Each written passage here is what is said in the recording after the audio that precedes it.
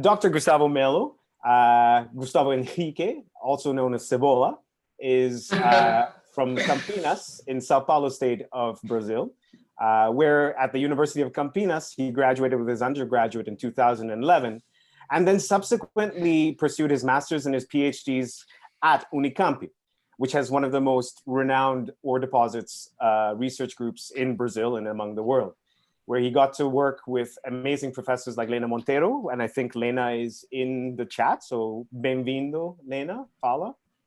Roberto Xavier, the X-Man, and Carolina Moreto. Since 2009, he's been working on the copper and gold systems of the Carajás Province in the Amazonian Craton, which he's going to be talking about. And he's currently working since 2018 as a professor at the University of Ouro Preto, UFOP, in the beautiful, beautiful town of Ouro Preto in Minas Gerais, Brazil, and where he keeps his focus on researching Archean to Paleoproterozoic ore deposits in both the Amazonian and the South Francisco Cratons. So without further ado, I'll turn the floor over to my good friend Gustavo and take it away. Thank you very much, Neil and the others. I'm very glad to be here in the Ore Deposits Hub. Well, I think I have a very difficult, challenging task talking about IOCG deposit, as you might know, especially particularly at the Carajás district, that we have a lot of IOCG deposits, but also, as you're seeing, the title of my presentation is not only about IOCG deposit, because we're currently discovering new copper gold, especially copper systems at Carajás Province, that might be only IOCG. So that's something that I would talk about in this presentation. And please, Neil and the others, feel free to interrupt me if my internet is not so good or so on, okay?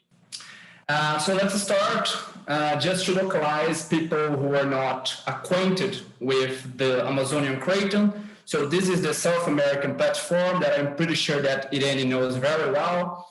And we have some, well, in general, the general framework of the South American platform, we have Precambrian terrains, especially cratons, the Amazonian Craton, the San Francisco Craton.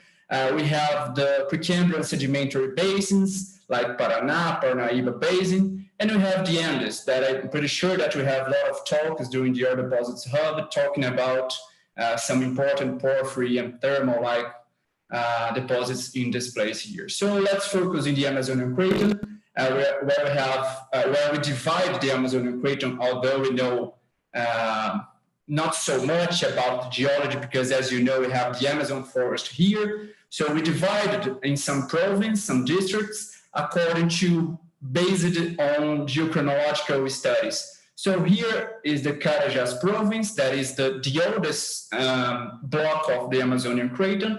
And this is the main focus of our presentation, because I'm gonna focus here at the Carajás domain, the northern sector of the Carajás Province. So we can divide the Carajás Province into two main domains. So going to the Amazonian Craton, here at the left side, we can see a work published by Iago Costa from the Geological Survey in the South America of Science. So you can see that the Amazonian Craton is a very rich terrain in terms of ore deposits. So here is the Carajás Province that I'm going to talk about, but we have also Tapajós and Alta Floresta, that they are very rich mineral province in terms of porphyry and thermal-like deposits that I think would be very good to have a talk on these terrains in the Ore Deposits Hub. But my focus is here, where I'm going to show you the Carajás Province, as you can see here by the Bouguer anomalies, Bouguer map anomalies. And as you can see, you have the Carajás here, the Rio Maria domain, the Iriri Xingu, and the Bacajaba. They are mainly Paleoproterozoic terrains. Whilst the Rio Maria is mainly Mesoarchean terrain, okay? So let's focus here. As you can see, we are in the jungle, in the middle of the Amazon forest. So that's why it's very hard to make mineral exploration to see these ore deposits here at Carajás. So you might have heard about Carajás due to the largest garimpo that we call in Portuguese garimpo, but they are especially particularly small artisanal miners This is the photos by a famous photographer named Sebastião Salgado of the Serra Pelada in the 80s. So as you can see here, it was, I cannot say interesting, but you know. And we have some very famous nuggets, gold nuggets that were mined during the 80s at the Serra Pelada at Carajás. But also, you might have heard about Carajás due to the giant BIF, banded iron formation deposits. As you can see here, this is the sigmoidal shape of Carajás, where you can see the iron mines here. And nowadays, we have the S11D. Irene has already been there. It's one of the largest mine operations in the world. But of course, because it's the theme of our presentation today, so we have also the Carajás is very famous also because of the content, the large content of iron oxide copper gold deposits, as you might have seen in some classical papers such as the Groves in 2010. So I'm sorry for this not simplified geological map, but I'm gonna try to show you some rocks before showing the deposits. And the deposits are mainly focused, concentrated here. This is the sigmoidal shape of Carajás again. So in pinkish color, we have basement rocks that I'm gonna show you later. We have some volcano sedimentary sequence in green color. In orange color here, we have some granites that they are very important and might be connected with the IOCG genesis. And in red color, we have Paleoproterozoic granites. So let's take a look on the stratigraphic column of Carajás. This was published this year by Araújo and Neto, 2020. So when you go to Mesoarchean rocks, we mainly find some gneisses and migmatites of the Xingu complex and the Chikrin-Cateté orthogranulite. But we also find some undeformed Mesoarchean granitoids and some volcano-sedimentary sequence, such as Unova group, and other wedges of greenstone belts within the Carajás domain. We also have, and this is very important for us to understand the IOCG and the copper gold systems at the Carajás, we also have mafic, ultramafic rocks. Well, sorry, let's start by the most important here, that is the Grão-Pará and Garapé-Bahia, that they belong to the Itacaiuna supergroup. The Itacaiuna supergroup were likely formed between 2.76 to 2.72. Although this age, we can discuss it later because it's very difficult to track the limit of this basin. Well, we also have some mafic, ultramafic complex that I think Eduardo Mansur is going to present in the next 2 weeks about that.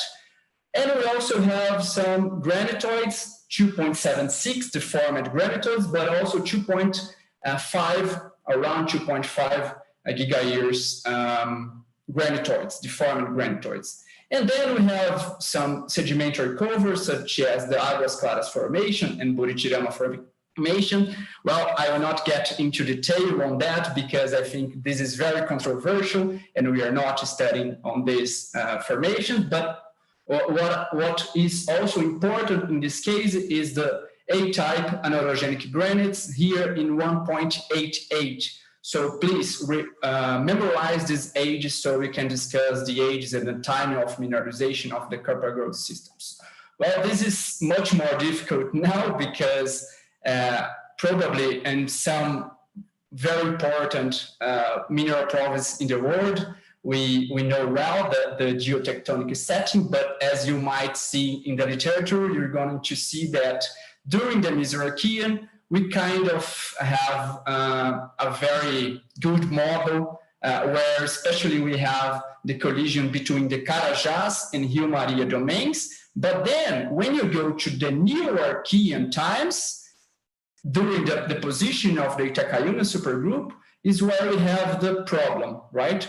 So there are some authors that consider that we have a rift setting, whilst other authors suggest that we can have a back arc setting. So this is published by Pedro Martins and by Rosalina Figueiredo recently. These papers are very recent. So, but what is important here to understand the copper gold systems is that we have in the Itacaiuna supergroup, we might have submarine volcanism, banded iron formation deposition, seafloor hydrothermal alteration, and exhaustive systems that I will try to talk about.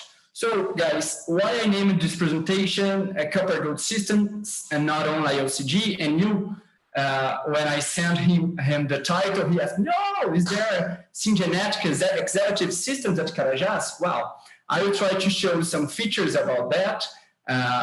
Maybe I will not convince you, but we are starting to see these deposits right now when compared to IOCG deposits that I'm going to show you more data in comparison to the others, right? So I'm going to show you some evidence, some recent evidence of syngenetic copper during the deposition of the Itacaiunas deposits. So then I'm going to go to the IOCG deposits, then some copper gold deposits associated with granite intrusions, and then very recent, we saw a deposit named Açaí that it's a very skarn-like deposit. So let's start here with Igarapé Bahia here, as you can see, Tarzan, and Pojuca. So let's start by the Igarapé Bahia, that was the focus of my PhD. Well, these reserves here are considering the IOCG system at Igarapé Bahia. So Igarapé Bahia is a world-class IOCG deposit. And these are bodies that are here at the four ore bodies, the Furo 30, Acampamento Sul, Acampamento Norte, and Alemão. They are mainly, we are constrained here, the IOCG ore bodies. So we are not seeing the syngenetic that I'm going to show you. But then, in my PhD, we went to the Furo 30, that it's here, the southern part of the Igarapé Bahia deposit, and we saw a very preserved sequence, a volcano sedimentary sequence, a lower unit with some volcanic rocks, an upper unit with sedimentary rocks. They are very preserved, and here I mean the metamorphism, so they are not metamorphosed at all. And when we analyzed these rocks here, some rhythmites, some gray wakes, what we saw along the primary structures of these rocks were chalcopyrite, but in this case, a chalcopyrite nodules and chalcopyrite layers along the primary structures. And I mean primary structures by sedimentary bedding here. So this is stratigraphic mineralization. This might not be economic, okay? So I'm not saying that it's a deposit, but this is very important to discuss the genesis of copper systems at Carajás. There is no hydrothermal alternation halos and no iron oxide contents. Differently from, and I'm not going to talk about at this time of IOCG system at the Igarapé Bahia, but when you analyze the drill cores, we see that those rhythmites with chalcopyrite nodules and layers are overprinted by chloride formation, carbonate formation, a lot of tourmaline, and then a copper ore with a lot of magnetite content. So the pictures that I'm showing you here, they are about the IOCG mineralization. But then when you compare this IOCG mineralization and chalcopyrite nodules and layers in terms of sulfur 34 and some trace elements, compatible or incompatible rare earth elements, we can see that they are different. So they are different in style, and then they are different in chemistry and isotope signature.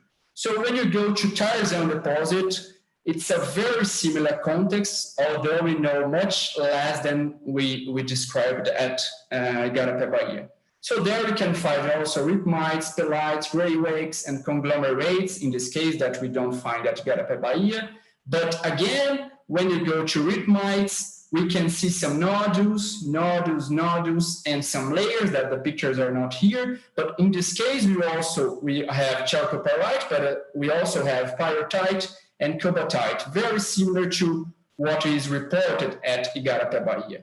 So I was not the first one to describe these systems. Actually, we have a paper, this is in Portuguese, but saying because we have Igarapé Bahia here, Gameleira here, and Tarzan is here southwards.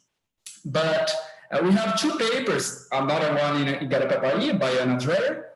They have already suggested that we could have some syngenetic copper mineralization very similar to VHNS deposit. So we are trying to understand these systems now because they might be the first pulses of copper at Carajás, and this could be very important when you talk about metal sources. So we're talking about here a geological context, a geological setting that we have the deposition of the Itacaiuna supergroup, very associated with exhalative systems, releasing copper metals and other ingredients for the systems. And this is very different from what I'm going to show you regarding IOCG or granite-related copper-gold systems. We didn't date this system, but we believe that they are very associated with this deposition of those sequence of the Itacaiuna supergroup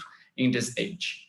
Okay, so this was the first message of this talk. So I'm gonna move to the IOCG deposits.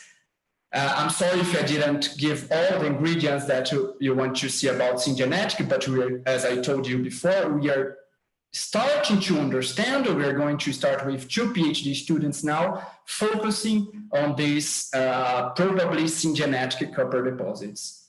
Well, let's see the IOCG deposits, and here I will use a more simplified geological map where you have the northern copper belt, where I have the world-class Salobo. So I'm gonna use Salobo to start with the northern copper belt. But then we also have the southern copper belt, where I know Irene was there in the last year, but I'm pretty sure that we have other people in this room that went to our SEG field trip in the last year, and we went to both areas, the southern copper belt and the northern copper belt. So it's very important to remember that these deposits here are placed along a very important shear zone named Canaan shear zone. So let's start with the Sossego deposit. It's also a world-class deposit studied by, we have terrific works with Lena Monteiro and Carolina Moreto over this deposit. So what I would like to show you is that we have 2 main ore bodies, the Sequeirinho Pista Baiano ore body and the Sossego Curral ore body. Just to remember you, those Mesoarchean rocks and Euroarchean granitoids, they are the main hosts of the Sossego deposit. And what I'd like to show you is comparing, just see the scale here, 400 meters, to compare this ore body here with Sossego. So Sequeirinho with Sossego ore body, we're going to see some difference in terms of hydrothermal alteration and the formation. And of course, this will result in different ages as well. So we have very strong sodic, calcic, ferric alteration at Sossego deposit. Most of the times they are ductile deformed. In this case, we have verbite, actinolite, magnetite, a lot of apatite as well. We see chalcopyrite breccias, hydrothermal breccias, welded by magnetite and chalcopyrite. So potassic alteration here is fully developed. So when Carolina Moreto, in her amazing work during PhD, dated this deposit, he found an age of 2.71 to 2.68 with uranium osmine in molybdenite and uranium lead in monazite. So this is the first age that we got in the southern copper belt, and we got an age around 2.7. So this is the age of Sequeirinho ore body. So please have in mind these ages so we can discuss it later. So when you move now to Sossego ore body, in that map that I showed you, is a pipe-like ore body with no deformation. Potassic alteration is best developed, so we don't see much sodic, calcic alteration. We see a lot of brittle structures, open space filling textures. Okay, we also have hydrothermal breccias as the main ore bodies. But when Carolina also dated this ore body, she got an age of 1.9, 1.88. And again, That's why I asked you to memorize those ages of the regional geological context. Okay? So in this case, we ran on lead in monazite. So I asked you to memorize the scale of the deposit because in 1 kilometer, 1 to 2 kilometers between Sossego and Sequeirinho ore bodies, we have two different IOCG systems in space and in time. So we can see different hydrothermal alteration and different styles of deformation in our bodies. And this is reflected in age. So just analyzing Sossego, the Sossego deposit, we can see that we have the superimposition of different hydrothermal mineralizing events. And that's why we're going to conclude in the end of this presentation. That's why we have a very complex mineral province. The Carajás mineral province is very complex. So what happens in the other deposits and prospects around Sossego deposit? Well, it's quite similar. So if you analyze Bacaba and Bacuri, they are a small deposit. And when I say small in Carajás, I mean 4 million tons of copper gold ore. And here we have a sodic and potassic alteration plus a lot of silicification and with ductile deformation. Again, Carolina dated these deposits, the small prospects, and she got an age of 2.7 for Bacuri and 2.68 for Bacaba. But when you go to level 118, again, we come back to our world-class deposit. Level 118 is hematite-dominated IOCG deposit with a strong chloride formation plus quartz, carbonite, chalcopyrite vents. So in this case, we have a more oxidized conditions with hydrolytic alteration and open space filling textures. And this work was done by Talarico in 2004. And he dated uranium lead in nadanite and got an age of 1.88. So as you can see, we have 2.7 and 1.88.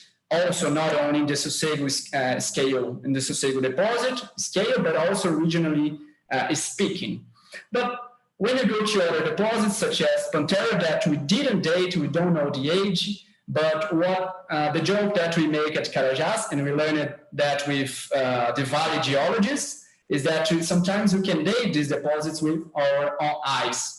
And I mean that when you see the styles of hydrothermal alteration and deformation, we can try to conclude that Pantera, because Pantera is our biotectonite apatite biotite rich or deposit, so it might be European in 2.7 giga years, likely formed together with the Sequeirinho ore body and Bacaba and Bacuri. Recently, we have seen some ages of around 2.05.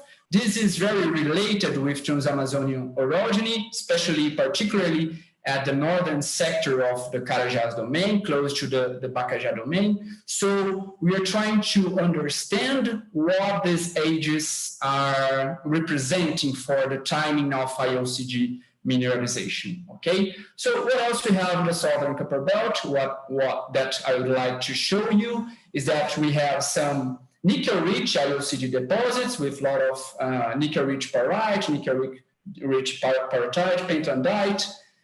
And then we have also another very interesting deposit named Jaguar deposit. So this is not a copper deposit, this is a nickel deposit.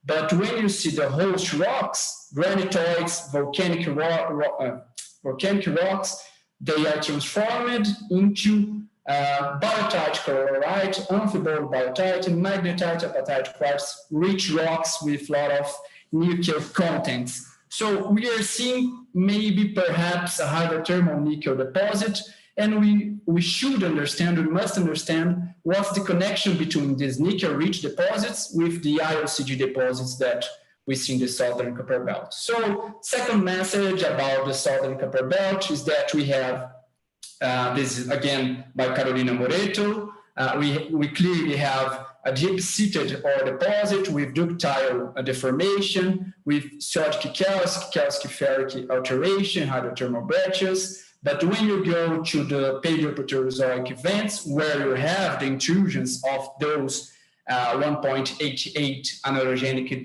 granites, we have a shallow placed ore deposits such as Alvo 118 with different style of hydrothermal alteration and deformation. So let's move it to the northern Copper Belt, where we have Salobo, GT46, Grota Funda, KT01, and so on. So let's see. And in this case, we have a very important, again, shear zone named Cinzento shear zone. In the case of Igarapé Bahia and Grota Funda, we also have the Carajás shear zone. So as you might see here, you have this volcanosedimentary sequence, so where Igarapé Bahia and Grota Funda are located, but then when you go northwards to Salobo and other deposits, we're going to see some granitoids and deformed granitoids and some relics of volcanosedimentary sequence. So going to Salobo, Salobo is a very interesting deposit, although we cannot get much information about the host rocks because this is a huge deposit. So we are in the middle of the hurricane, so a lot of hydrothermal alteration. So I'm going to show you some rocks here on the outskirts of the Salobo, and then inboard where you can see the hydrothermally altered rocks. So in this case, when you go in the distal parts of the central zone of the deposit, we see some granitoids, deformed granitoids and gneiss, sorry. But when you go to the central zone, these textures and structures of the host rocks start to show myelolytic foliation. But then when you go to the parts that we find ore, especially the copper gold ore with a lot of magnetite content, bornite or chalcocite, we start to see rocks like that, very dark green rocks with a lot of grunerite, almandine, tourmaline, and biotite. So we have a ferric potassic alteration enveloping this copper gold ore bodies. And in this case, remember that in the southern copper belt, most of, or actually, I think all of the IOCG deposits were chalcopyrite dominated, but here we have bornite chalcocite dominated deposit with a symplectite texture, so where we can have the ore precipitation under high temperature fluids. So I was not the one that dated Salobo deposit, but Karin Hecke in 2003 dated by Renew Osmium, model AG, and got an age of 2.57. So again, memorize this age and compare with those of the southern copper belt that we're going to see that they are very different. So let's move to GT46. This is a terrific work by Poliana Toledo, published at Economic Geology in the last year. The best part to go to these small deposits is that we can see the host rock. So at GT46, we can see some amphibolites or metamorphic rocks, banded iron formation, and deformed granitoids. So we can see, again, this ferric potassic alteration acting over these rocks. So what Poliana now is trying to understand is the role of metasomatic versus metamorphic or high temperature fluids acting over GT46, Salobo, and so on. And Poliana, after making a good job describing a detailed drill core, describing the drill cores, this is the problem of GT46, that we have at least 3 ages. One that she considered is the main event and very associated with those at the southern copper belt, but other ones that we can connect with Salobo or are still trying to understand what they mean.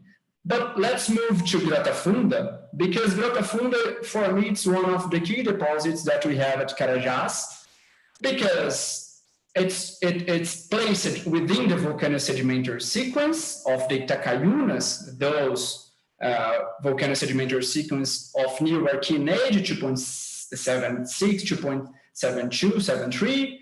So we see Rafael here in 2019. He saw some basalts, Banadar Formation, subvolcanic rocks, but these rocks then were strongly affected by ferric potassic alteration.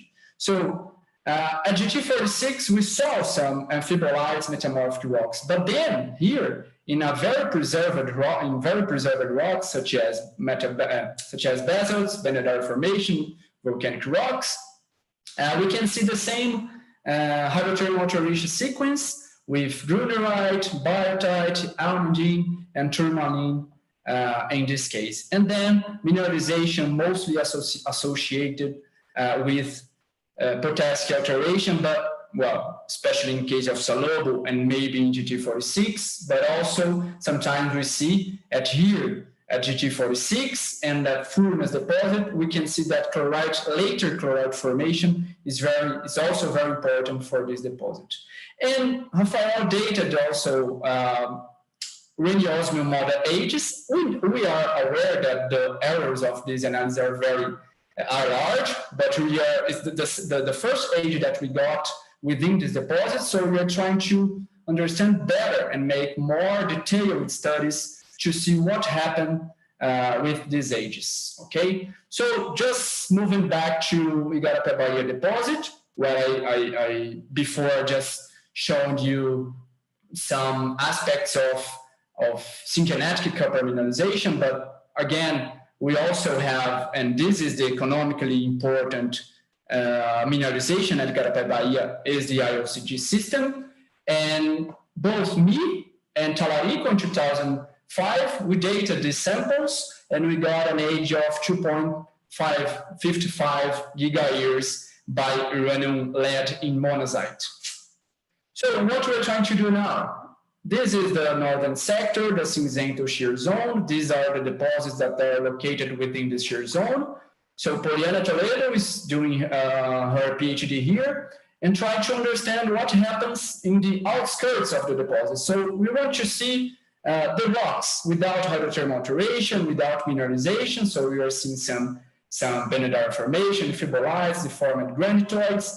And in this case, we have a very interesting small prospect, the KT002 and the N34 prospects, where we have a kind of preserved host rocks, especially Banadar formation, where we can see they very preserved, but where we can see they evolving with hydrothermal alteration and ductile deformation, and they are transformed into garnet, grunerite, magnetite rich rocks. That's why going to Salobo, it's very good, it's very popular to show the largest copper deposit in Brazil, but to understand hydrothermal process, it's terrible. So we must find these smaller deposits to understand this hydrothermal process. So the fluid-induced reactions over these deposits. So what I think, and I published this in the last year in the economic geology, that in the northern sector, differently from the southern copper belt,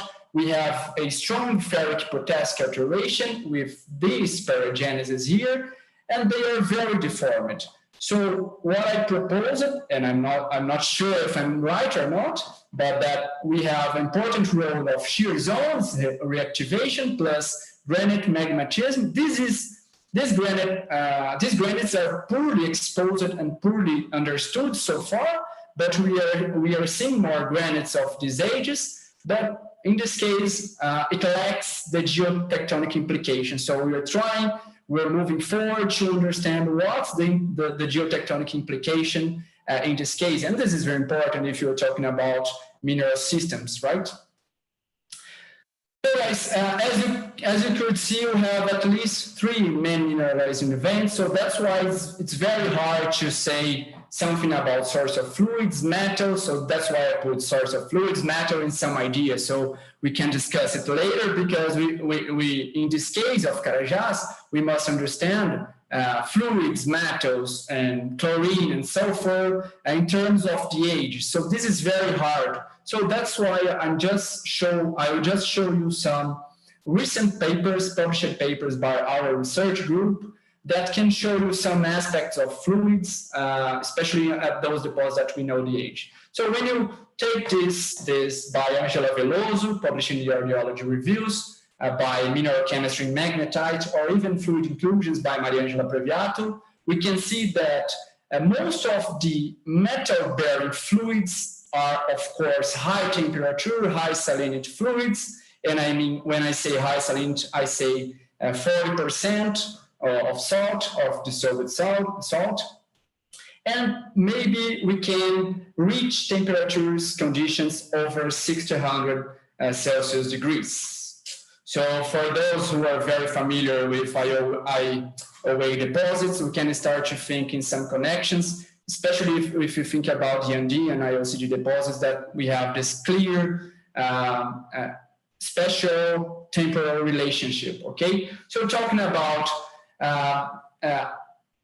stable isotopes, carbon, oxygen, deuterium, at Southern Copper Belt by Lena Monteiro, by André Prestilho, or even in the northern sector. That's why I'm moving fast here, because we have a lot of data, and especially it's difficult to talk about different ages of our deposits. But even in the southern, regardless if you're talking about Southern Copper Belt or the Northern Copper Belt, we always have a clear magmatic source for the main metal-bearing fluids, but we cannot exclude externally derived fluids, especially if, for instance, at the Garapé Bahia deposit, we can see this is very strong.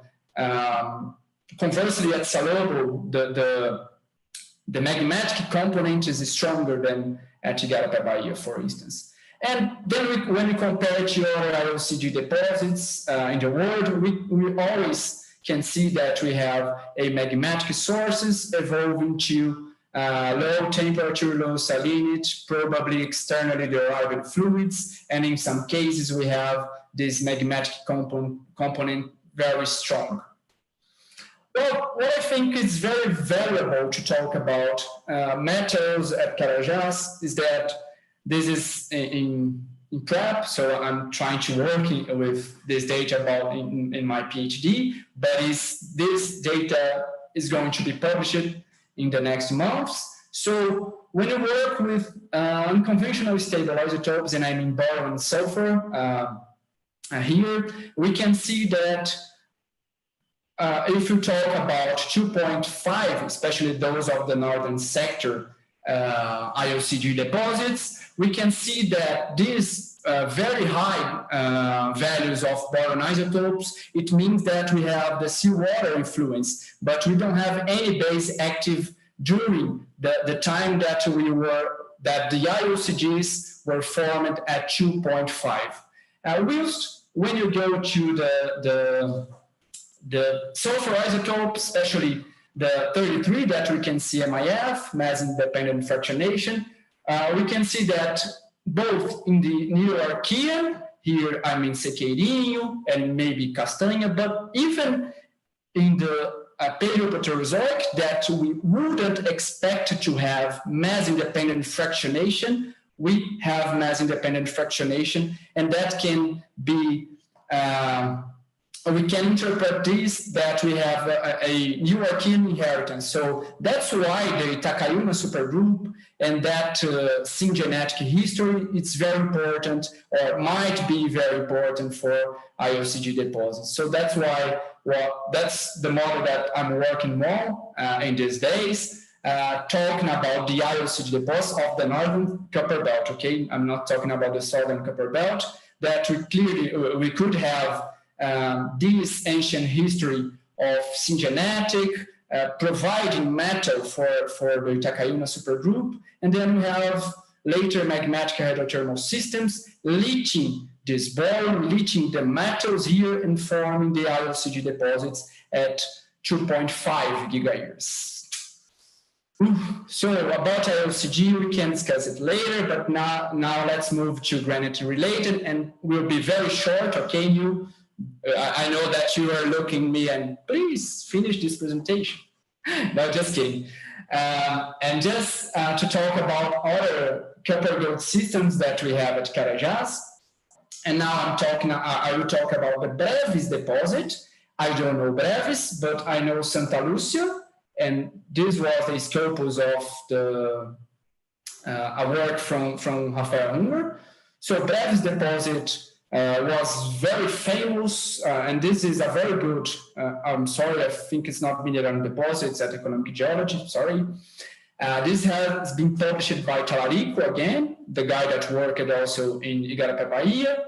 And Breves deposit is a granite-related copper-gold system that we can see the granite, we can see a Grisen zone, so we have a lot of muscovite, for instance, and we can see the host rock. In this case, we have copper, gold, silver, tungsten, tin, molybdenum. So this is a polymetallic deposit, as you can see here by these diagrams that Talarico made it. And when we always saw the Breves deposit, we just related the Breves deposit with those paleo A-type 1.88 anorogenic granite of that could be the source of fluids, and they are the source of fluids for these granite-related polymetallic copper-gold systems, because Talarico dated hydrothermal monazite and alunite, and then he dated the granite. So the spatial and temporal link was very clear. And then, when we started to look for Santa Lucia, that is a deposit now held by Oz Minerals, Santa Lucia was very similar, well, not very similar, but was kind of similar with Breves. We also saw some Grisen-like alteration with muscovite, with a lot of tourmaline, so this is muscovite tourmaline, within the boundaries of pegmatites and the counter rocks that were mainly subvolcanic rocks. So in this case, we could see spatial link with pegmatite intrusions. And when Rafael started to study this deposit, and we look at this deposit and thought, wow, this can be Paleoproterozoic in the same event that formed Breves deposit. But then Rafael dated some monazite grains within the ore zones of Santa Lucia, and he got an age of 2.68. Do you remember this age? This is very linked with those ages of IOCG deposits. Remember that in the southern sector, the southern copper belt, remember that this age, that Santa Lucia is located along the Canaã shear zone as well. But in this case, this is not an OCG at all. And when you see the boron isotopes, this is very magmatic. So what means that we could have magmatic hydrothermal systems active during 2.7 gigayears forming Santa Lucia, and why not forming also the IOCG deposits of the southern copper belt. So just let's look at the last deposit that I'm going to show you. This is very recent because it was the scopus of a master dissertation of Camila Fernandes. This is the Açaí. As you can see, again, I showed you a lot of times this picture. As you can see again, we have a lot of deposits here because Vale, Oz Minerals, Centauros, and Geological Survey, and we know much better this place here than we know here. All of it is Carajás domain. So this is Rio Maria domain, this is Iriri Xingu, and this is Bacajá domain. So we're going to focus here because now it's the new frontier for a couple of Vale company. So when you saw Açaí prospect, we saw for the first time a garnet very different from those almandine that we saw at Saloba, GG46, Grota Funda, Furnas, and Kitiri 02. And Camila Fernandes is preparing her paper right now, and he saw that most of the ore zones were connected with skarn-like assemblages. Okay, she's not saying, oh, that is a skarn, but we have skarn-like assemblages associated with granite pegmatite intrusions within quartz, but in this case, you don't have carbonate rocks, indeed. But we have andradite, hedenbergite, and then actinolite, biotite epidote. And she put the main stage of mineralization in this retrograde or pyrogenesis here. So we have a very similar oil style, but in this case associated with actinolite, biotite, and epidote, something that we don't see, at least in the southern copper belt and in the northern sector, okay? So that's quite new that I'm showing you. Camila is preparing her paper, and this is a question. As you could see along my presentation, we have more questions than answers right now because we study a lot of these deposits. So this is to summarize what, again, people, I'm not sure if I expose it quite well, so we can have time to discuss it. But what I'd like to show you is that we could have an ancient in the first process of copper could be related to the Itacaiuna supergroup deposition. Then we have a new Archean of 2.71, 2.68 gigayears, and here I'm talking about the IOCG deposits of the southern copper belt, and this granite related that we saw at Santa Lucia. But again, this we have to understand better what does it mean. Then we go to the northern sector. We can see that pyrogenesis with almandine, grunerite, biotite, turmaline. This is very unique for the northern copper belt. We do not see it in the southern copper belt. And then we have the Paleoproterozoic event. Well, there is a very interesting paper of Peter Pollard at Carajás mentioning some argon ages and saying that. And this is something that we have to discuss if over 118 or other IOCG or other copper deposits in the Paleoproterozoic, if they are or they aren't IOCG deposits, okay? But then we have some polymetallic granite-related copper gold deposits such as Brevis. And now we described a new skarn-like deposit, but we don't know the age. I will not guess the age yet because I think we should perform more studies over these deposits. So just to conclude, I think we have exhalative systems, we have, well, new Archean exhalative systems, we have successive granite magmatism events, we have mafic, ultramafic rocks, and we have very important shear zones because they are the locus of the copper, most of the copper gold systems.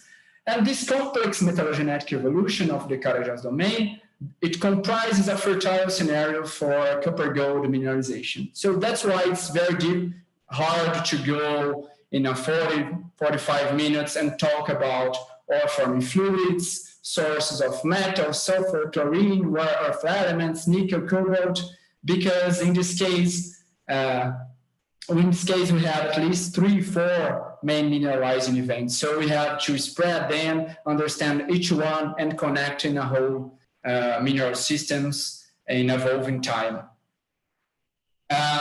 So just to, I took this sentence here, of course, not from Isaac Newton, but from The Dark, the series from Netflix. What we know is a drop, what we don't know is an ocean. And what I mean is that here you can see the scale. All of it that I'm showing here is the Carajás domain. Again, this is Iriri Xingu, Pacajá, and Rio Maria. This is one of the deposits that I showed you. This is Hades in the contact with Iriri Xingu domain. So actually what I would like to say is that here what I showed you in this presentation is a result of 10 to 20 years with Roberto Xavier, Elena Monteiro, Carolina Moreto, and so on. And I think we also we have people from Vale that are working on these deposits as minerals. And what I'd like to say is that we clearly have more doubts now that we have certainties, but this is science. And I think this is the evolving knowledge that we have about Carajás. and what will guide us for the next few years to decades. And this was only possible because, as Neil mentioned in the beginning of the presentation, I was invited to be here, but I think these guys here, Lena Monteiro, Roberto Xavier, Carolina Moreto, they could be here instead of me because we are part of the same crystal evolution and metallogenesis group. So these are the professors that are involved, are still involved in this research. So I also like to thank Marco and professors from China that they helped us with some analysis, from China, sorry, Qi Fuzhao, John Fengao. Most of the students that, of course, we cannot make research without the students, and also for the Valley geologists, especially most of the results here, present here, was mainly because Valley allowed us to see the drill calls, to go to the field trips. And here we have a lot of names, but I'd like to thank especially Fernando Matos, that he always encouraged us to keep our research at Carajás. So thank you very much, guys. I hope I could be a little bit clear about these very complex mineral systems. Thank you. Thank you so much, Gustavo. I think this was such an amazing talk, and it's such a complex district and it's huge. And I really appreciate that you appreciate all the people that have worked on this project. You have made a very clear and complex story, showing us all this information today. I think all of us have lots of questions, so we're going to try and start with that part. So I'm going to start with a simple question. Do you think the IOCG mineralization between the 2.5 and the 2.7 are connected in a way that it could be that the southern portion that is closer to the 2.7 age could have been remobilized and it's giving you a younger age and it's highly deformed, etc.? I want to have your thoughts about that idea. Okay, thank you, Irene. Well, I think first, we cannot say that they are part of the same event because we are talking about 200 million years. But I got a question, I'm not saying that. I think what we are trying to understand now is what are the events that are bringing copper and gold for the system, you know? So that's why I think the history, the most ancient history of the Itacaiuna supergroup is very important. But then we have the IOCG deposits forming 2.7, right? And then when you see the age of Poliana Toledo at GT46 of around 2.7, it's the only age, or it's not the only one, but it's the most reliable age that we have, the northern sector, saying that we could have a 2.7 giga-years event at the northern sector. And in this case, we could have been remobilizing these deposits and forming the 2.5 giga-years deposits at the northern sector. This is quite the same when you talk about the Paleoproterozoic event. So is it bringing copper? For instance, we should analyze, for instance, the granite-related, such as Brevis, not Santa Lucia, because Santa Lucia is 2.7, but Brevis, because these granites, they are reduced and they could not bring copper. So that's very interesting point, because they might have been acquiring, they might have been leaching the older copper from the New Archean IOCG deposits, or even from the volcano-sedimentary sequence. So I don't know if I answered your question, but I think that yes, it could be a remobilization, but we should understand in the case of the Northern Copper Belt, what's the motor of this? So what is moving the fluids and what is bringing fluids? So we have some granites that are appearing right now, but we don't know yet. Thank you so much, Gustavo. Yeah, that's a very interesting answer also. And leads me with more questions, but I'm going to stop here so we can have our amazing public start asking questions. the first question that had come in was from Maria Alejandra, who will actually be giving a presentation on magnetite geochemistry and IOCG deposits in South America in a couple of weeks at our early career session. So Maria Alejandra, would you like to ask your question, please? I've got you unmuted. Hi, Gustavo. Great talk. Thank you very much. My question was Maria. if you had any constraints of the different depths for the different deposits that you were showing, because you were mentioning the shallow versus the deeper ones. So I just wanted to see if you had any estimates on the different depths that you refer. Thank you. Thank you, Maria. That's a very good question. And I think the problem to work with geothermal barometry in such high temperature hydrothermal systems is that how can you calculate the depths of the formation of these deposits when you could have changes in the mineral chemistry due to high temperature? So I know that we must do it. I think Poliana Toledo will try to do it. I think so. I think Poliana is here and she might be listening to me that I think we should try to put some pressure and temperature conditions. But I don't think it will be very reliable if you just consider in a normal metamorphic way, you know.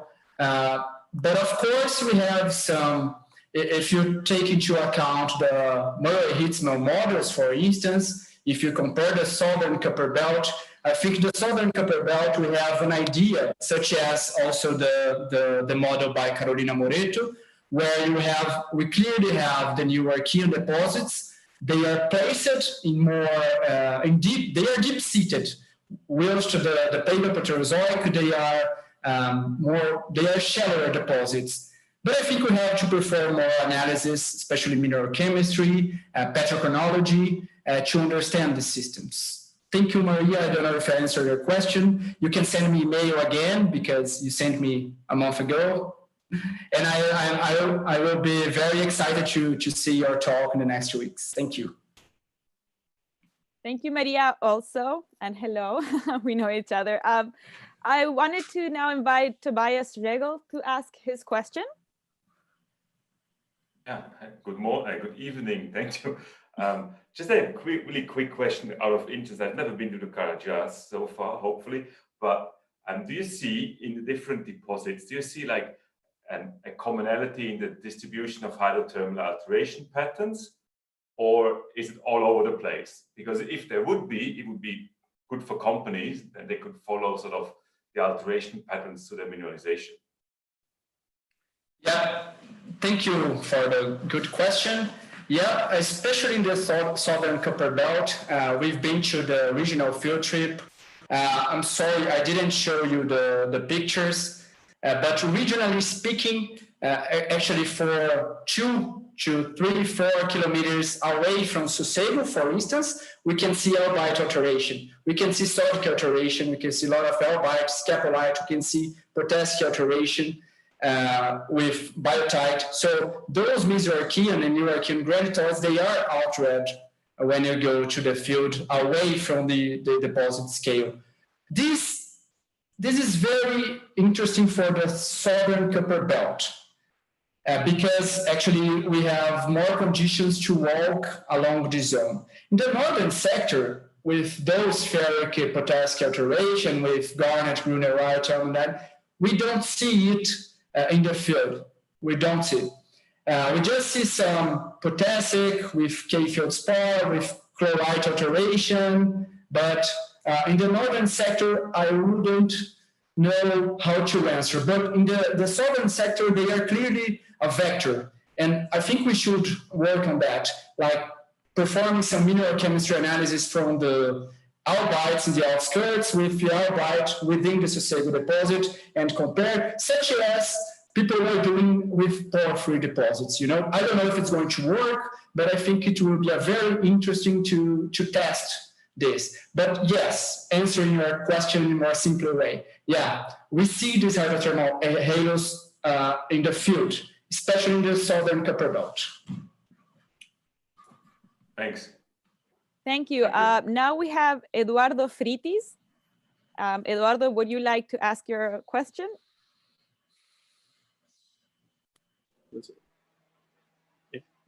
Hi, Gustavo. Hi, everyone. Thanks for your talk. I want to talk, what do you think about the relationships between IOA systems and IOCG at Carajás? Thank you for the question. Actually, I didn't see, well, I'm just speaking by myself and maybe with my research group. We didn't see any very suggestive features that could be related with IOA deposits such we see in the Andean IOCG deposits. I've been to the Central Andes IOCG deposits, and we clearly see this relationship, but at Carajás we don't know. But what we know, or what we must investigate, is that connection of the Castanha and Jatobá deposits, probably related with some deposits such as Jaguar, but I don't know if they are IOA. They are nickel-rich deposits. I don't think they have the clear signature with IOA deposits that they have, you know. So I clearly don't know. In my opinion, the IOCG deposits of Carajás, I will say by myself again, they do represent magmatic hydrothermal systems.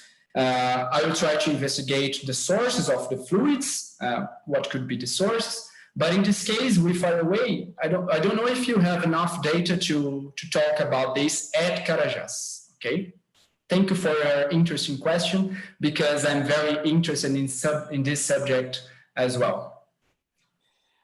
Great answer, Gustavo. I'm going to combine two questions, questions from Willem Cavalieri and from Rodrigo Travassos, because both of them are asking about trace elements in different deposits within the Carajás. So William asked, he says he works on the Jaguar deposit, and he wishes to know about a little bit more about maybe sources of nickel there. And then Rodrigo Travassos was asking about how to explain the presence of radioactive matter, aka uranium content at Alemão. So maybe you might want to address these two separately. Yeah, first, I just put Jaguar here because I think what would be very valuable to discuss in the context of Jatobá and Castanha, but I don't know Jaguar. But I think it's very valuable to investigate the nickel source, but connected with copper, and also in this deposit we have magnetite. So what's the connection of magnetite with the IOCG magnetite? But I don't know. I think we should perform trace elements in sulfides, in oxides to understand stable isotopes, but I don't know what are the sources. What could be the source are the mafic ultramafic rocks that we have at Carajás, such as Luanga, such as Vermelho, such as what else? So this could be the source of nickel, copper, cobalt, or might be, okay? The other question, I don't think if I got it very well at the Alemão ore body. I saw the Alemão ore body, was part of my PhD. It is clearly very enriched in uranium, but I don't know if the question was about organic matter, Neil? No, I think he just asked about, he just said there's a presence, explain the presence of radioactive uranium content at Alemão. Okay, sorry. I don't know why I interpreted as organic matter. Well, talking about uranium, we have a PhD, the Rafael Hunger, that made the works in Grota Funda and Santa Lúcia. He's now working with the sources of rare earth elements and uranium. Well, when you think about these elements, they really like granites. So granites could be the source, but I don't know how much they could provide of uranium for these deposits. And we have in the IOCG something that for me it's very weird, that we have a very, Irene also know about that, because we have nickel cobalt rich deposits and uranium or earth element rich deposits, but sometimes they have the same quantities, such as Salobo. Salobo have a lot of nickel, cobalt, but also uranium and earth elements within this deposit. So we should explain what are the sources if you can have a single source for two different groups of elements. So in the case, it's not only Alemão, but I think most of the deposits are very radiogenic because they had a lot of uranium when they were formed, because the fluids were uranium-bearing fluids, right? Just to follow up on that topic before we go to the next question. So going back to the connections and sort of always Olympic Dam as sort of the world-class deposit, everything is compared against. So there's a lot of uranium, fluorine, rare earth elements, and oxidizing fluids invoked in the formation of Olympic Dam. When you're talking about the two very different sort of copper chalcopyrite, pyrite, and versus the covellite, bornite signatures. I mean, what is happening as the system is evolving? Is it changing oxidation state as well? Yeah, I think so. I think oxidation state is one of the most important in this case, or even in the case of Salobo that we have. Maria Alejandra sent me an email 1 month ago asking for the symplectite texture of bornite chalcocite texture, because they were formed in high temperatures. So we have different redox conditions, oxygen fugassing conditions, sulfur conditions, and we can place these in diagrams because they are very different, especially when we compare at the same stage. For instance, we can see the Sequeirinho ore body and the Santa Lucia deposit. They are European, 2.7 ages, and they are totally different in terms of ore geochemistry and ore mineralogy, because we have different conditions, different temperature conditions, and different oxygen and sulfur fugacity conditions. We can move forward to the Paleoproterozoic ones, such as Alpha 118 that we are talking about, and hematite dominated. So it's more oxidized than those of the Newarkian time, right? And then we are now seeing some hematite along the northern copper belt as well. So is it Paleoproterozoic? So we're talking about different, that's why we have a very complex scenario for Carajás, because we have, as you mentioned, Neil, we have different sulfur and oxygen fugacities condition, but also we have to analyze this in terms of age. Thanks, Gustavo. Irene? Yes, I have a couple of questions from Rodrigo Travasos. The first one is he wants to know about if you know about the hydrothermal styles from Gameleira and Estrela deposits. And the second one, which is over here, sorry, going through the questions, is there is any magnetite alteration in the Pantera deposit? Magnetite, you mean? Yes. So first question is if there is any magnetite alteration in the Pantera deposit. And the second one, if you know about the hydrothermal styles of alteration of Gameleira and Estrela deposits. Okay. So I will start by just let me find. Well, talking about Pantera, yeah, we have a lot of magnetite content.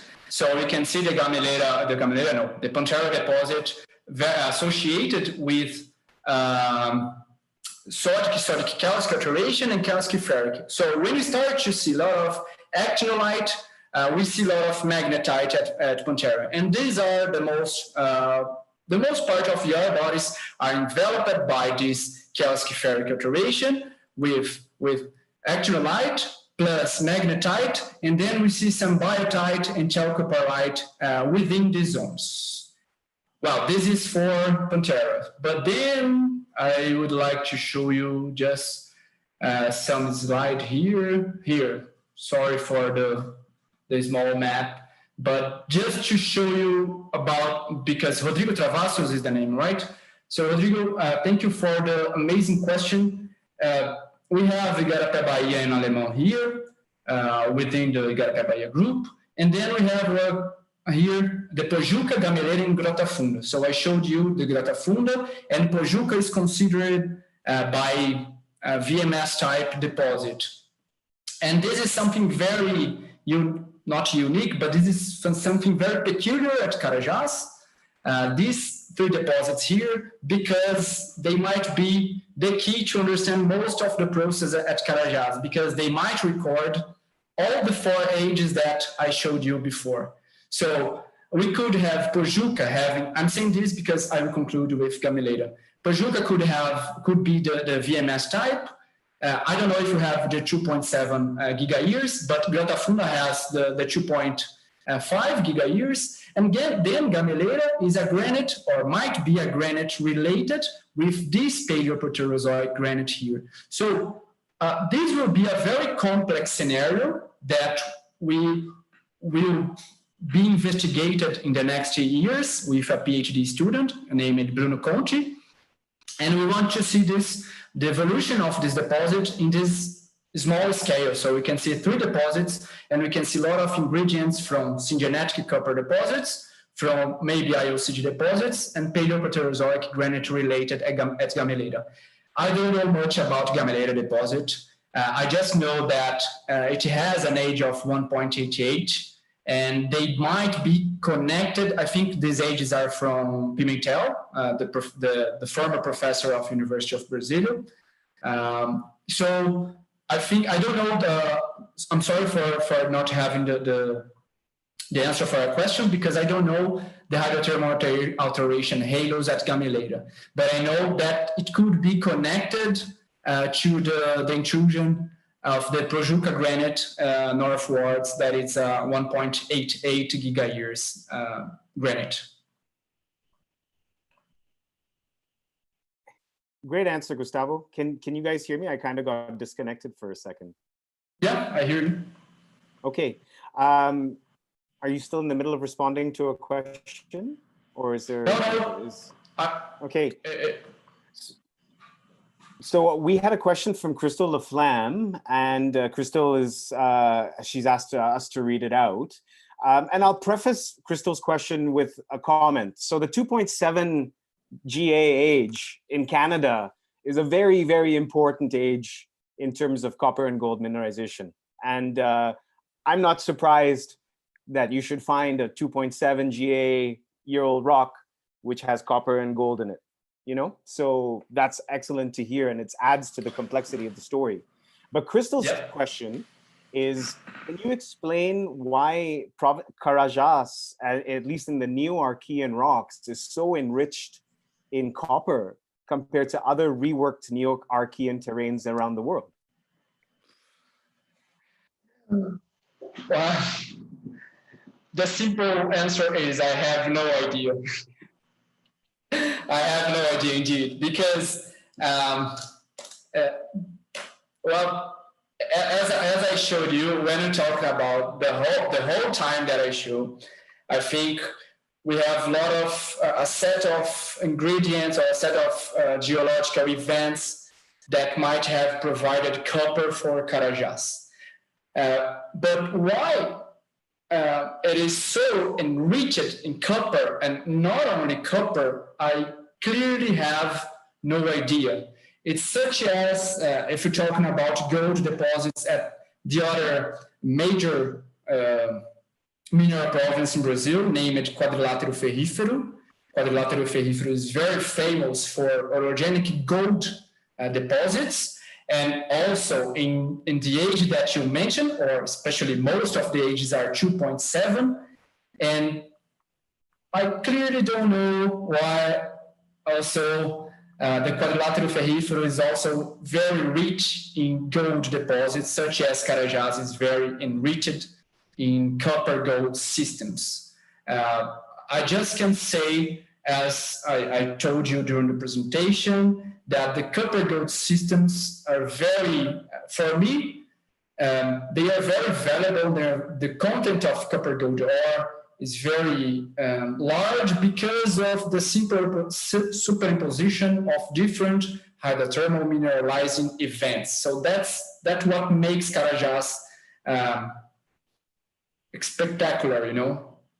But the answer for, I don't know, I think what I could add here is that now, as a lot of mineral provinces are doing in the world, is that we should investigate older rocks such as the TTGs that we have at Carajás. So we should investigate if you have pre-fertilization during the Mesoarchean, for instance, and then it continues through the Neoarchean.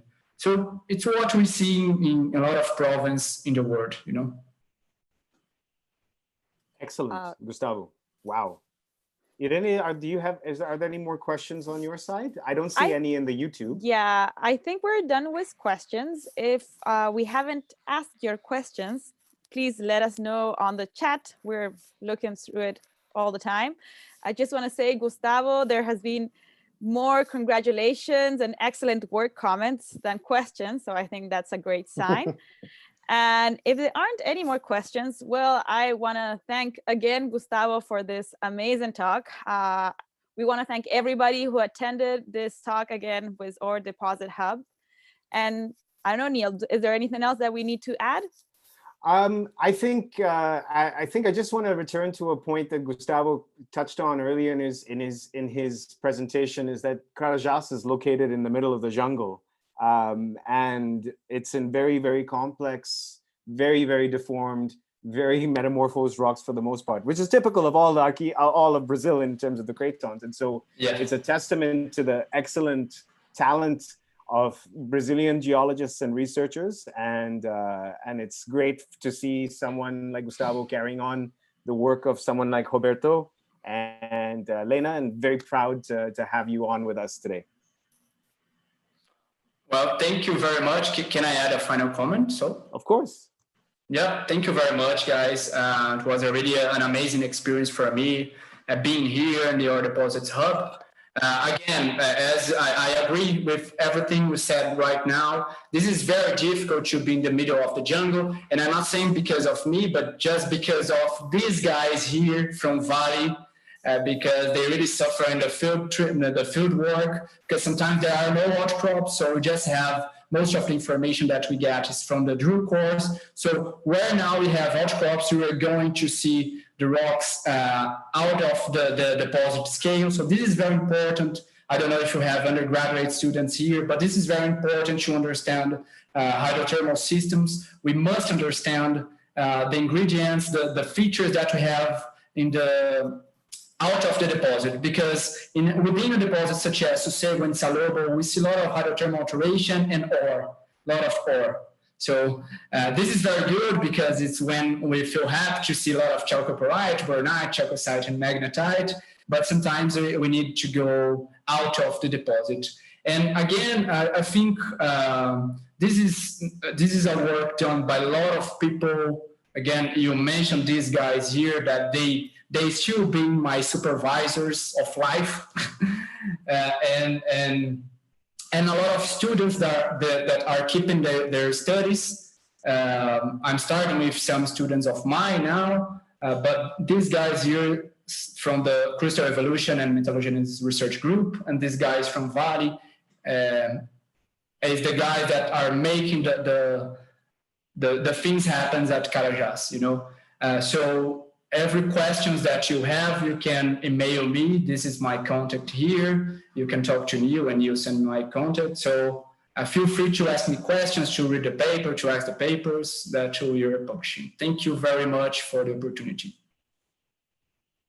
Thank you, Gustavo. And I think this is a wonderful example of how academia can cooperate with industry to understand better these very, very complex geological districts.